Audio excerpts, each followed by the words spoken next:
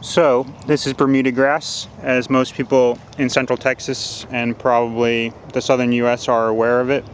This stuff is considered the cockroach of grasses because it spreads so aggressively.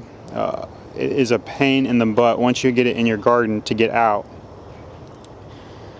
What I've done, this used to be all Bermuda grass underneath the wood chips as well as in the beds. It was just a nice layer of Bermuda grass.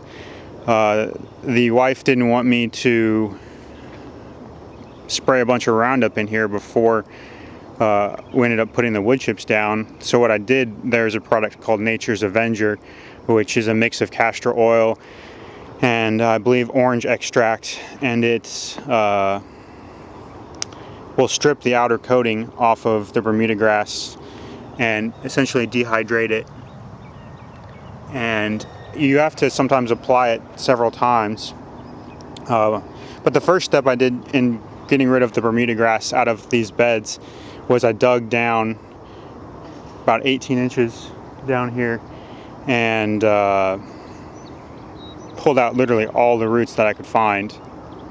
And then I just let it sit and let it to see what else comes up before I started sticking down the wood chips. And unfortunately in this bed there's still a lot of Bermuda grass that keeps coming up. So every morning I come out and spend about 10 minutes with the Nature's Avenger and just hitting the Bermuda grass heads that I see. And it's getting less and less. I've been doing that for about a month now. Between the beds here, I put down cardboard, very, very thick cardboard, and then obviously the several 3 or 4 inches. I need to stick down more wood chips, but about 3 to 4 inches of wood chips on top of that. And that's done pretty well. There's a little Bermuda grass. And in here in the blueberry bush, blueberry bed, because I wasn't going to be planting anything else in here, I stuck down the landscape fabric, and that worked pretty well. Except right around the corners, you can see it just kept shooting up. But if you keep spraying it, eventually it goes away, or it seems to have gone away.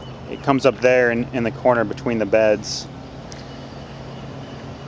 The other concern for people who have beds with Bermuda grass around them is right here. I've got St. Augustine mixed in with Bermuda grass, and it's been sending runners in underneath the bed to get in here, so I have to be really cognizant of it. I'm going to be digging out all this St. Augustine and putting down wood chips, but I'll keep having issues. The majority of this is St. Augustine, but you can see there's some Bermuda grass worked in there with it, and I've got some more in the front of the garden. The one thing that I'm trying now, and I don't know how it will work, is where the wood chips meet the fence, I've been putting down salt for 2 reasons. One, so I don't have to go in there and weed whack the fence line, because it's just time consuming and annoying. And the other reason is I'm hoping to sterilize the soil. You can see all the Bermuda grass here. I'm hoping to sterilize the soil so that way it keeps the Bermuda grass from sending any runners into the garden. So we'll see how this works. I'll give you guys an update in a little while on that.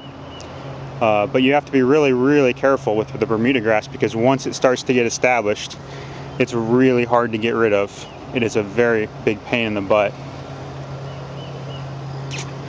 So if anybody has any questions about the Bermuda grass, just leave them in the comments and I will try to respond.